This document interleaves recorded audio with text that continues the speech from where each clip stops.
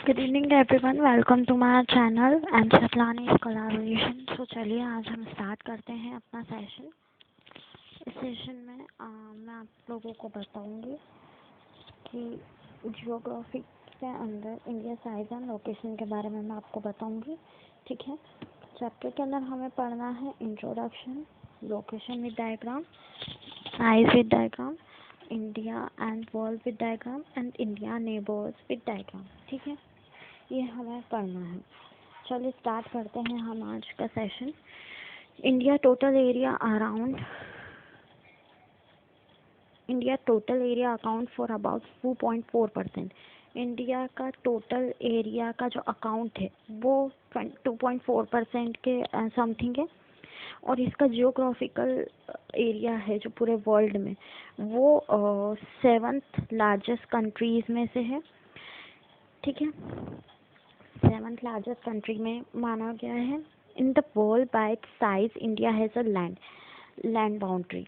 जो इंडिया की साइज है वो एक पूरी जमीन की बाउंड्री के बराबर है। ठीक है, मतलब कि 15,200 किलोमीटर्स के समथिंग इसकी टोटल लेंथ है, और इसके अंदर 7,516.6 किलोमीटर्स इसके अंदर मेन लैंड्स है। ठीक है, जिसमें अंडमान निकोबार और लक्षद्वीप भी शामिल है। अब इसके अंदर लोकेशन देखते हैं। India lies entirely in the north hemisphere. India जो कि है नॉर्थ हेमिस्फीयर के अंदर है। ठीक है, इंडिया मेनलैंड एक्सटेंड बिटवीन।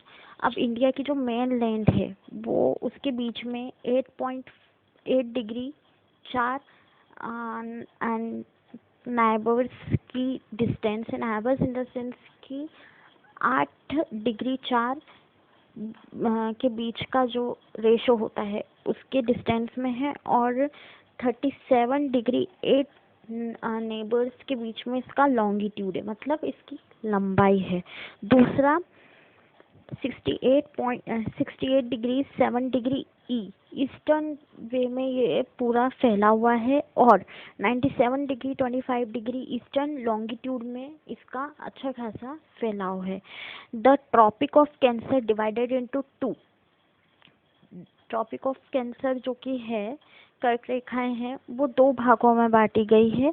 ठीक है, अलग अलग हिस्सों में बांटी गई है, बराबर के भागों में। ठीक है, अब देखो इसमें एक डायग्राम दिया हुआ है। मैंने बताया था 2.4%, तो ये जो बीच वाला जो पॉइंट है ना, सर्कल बन के डॉट जो बना हुआ है वो 2.4% का इसका रेशो है।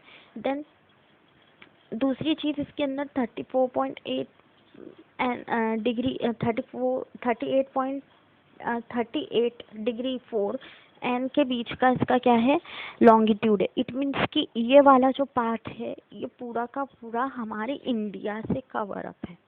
ठीक है, इंडिया इसके आसपास ही है, और जो बाकी ये जो पूरा एरिया है ये पूरा वर्ल्ड का एरिया है, जिसमें इंडिया का इतना हिस्सा हमारा है। ठीक है, इसमें देखो लक्षद्वीप भी है, अंडमान निकोबार भी है, और ये पूरा इंडिया है। ठीक है, अब इसकी साइज देखते हैं।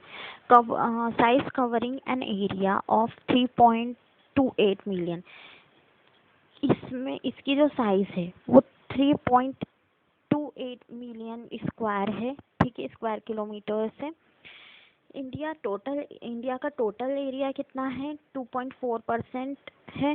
ठीक है, 2.4% का टोटल जियोग्राफिकल एरिया है। ठीक है, जियोग्राफिकल। अब वो जो पूरे वर्ल्ड में जो इंडिया को क्या माना गया, 7th लार्जेस्ट कंट्री। ठीक है, longest country with a land boundary of about. इसकी जो जमीन की बाउंड्री है वो है 15,200 किलोमीटर की। इसकी जो टोटल लेंथ है वो मैंने आपको बताया कि इतनी नहीं है, 7,051 6 6.6 किलोमीटर के अकॉर्डिंग है। इंडिया वेस्ट और ईस्ट दोनों में बटी हुई है, ठीक है।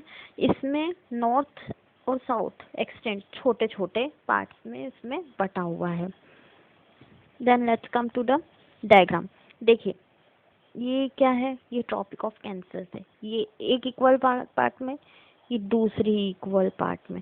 इट मीन्स कि कर्क जो रेखाएं हैं वो ऐसे इक्वल पार्ट में, मतलब कि आधा हिस्सा इधर आधा हिस्सा इधर इक्वल इक्वल पार्ट्स में डिस्ट्रीब्यूटेड है, ठीक है। तो अब इसमें जो ये वाला पार्ट है, इसका ये वाला पार्ट तो अंडमान निकोबार का है, और दूसरा ये वाला जो पार्ट है ये लक्षद्वीप का है।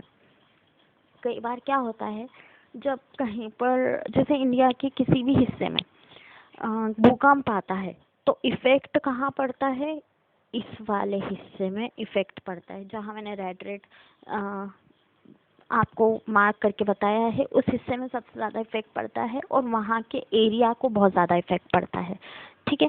Now let's come to the India and the world. India और दूसरी दुनिया में हमारा कितना नाम रोशन है वो देखते हैं।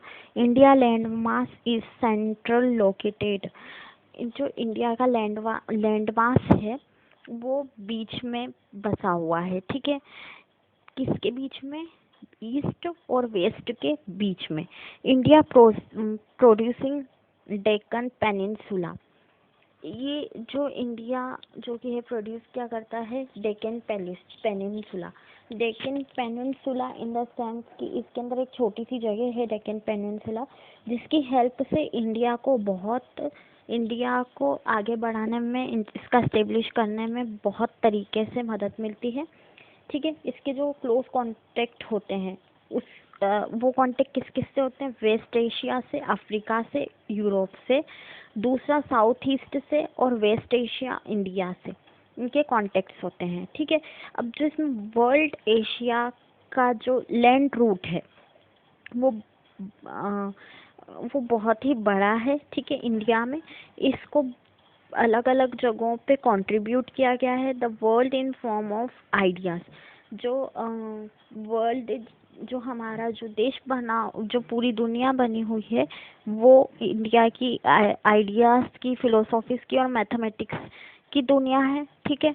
इसमें इंडिया का आर्किटेक्चर बहुत ज़्यादा इसको महत्व दिया गया है, और इसके कारण से इसके अंदर जो जितने भी स्क्रिप्चर्स हैं या आर्किटेक्चरल स्टाइल्स हैं वेस्ट एशिया में, इसे उसमें महत्व मिला हुआ है।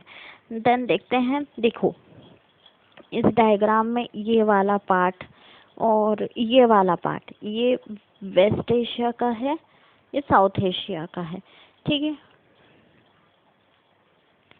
वेस्ट और साउथ एशिया में बटे हुए हैं हमारा, मतलब हमारे इंडिया के जो कॉन्टेक्ट्स हैं वो वेस्ट और साउथ एशिया से ज़्यादा है, ठीक है। जब ये इस साइड आते हैं, मतलब इंडिया इसका आधा पार्ट इस साइड आता है, इंडिया के लोग जो है इस साइड जब आते हैं, तब क्या होता है ना, तब इसका 24 पॉइंट कुछ परसेंट हमें मिल जाता है अपनी जो एस्टैब्लिशमेंट होती है उसको करने के लिए। देन इंडिया नेबर्स पर आते हैं। India has an important position. India की जो पोजीशन है बहुत ही इम्पॉर्टेंट होती है, ठीक है। कहाँ पर, साउथ एशिया में। साउथ एशिया में इंडिया की पोजीशन बहुत ही इम्पोर्टेंट है, ठीक है। इसके अंदर 28 स्टेट्स हैं और 7 यूनियन टेरिटरीज हैं। अब 29 स्टेट्स हो गए हैं और 8 यूनियन टेरिटरीज हो गई हैं, ठीक है।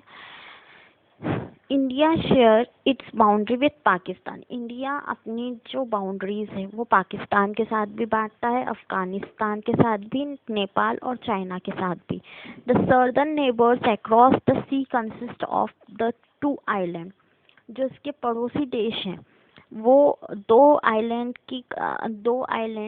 में, दो जो आइलैंड हैं उनके अंदर ये लोग अपनी कंट्रीज बसा चुके हैं।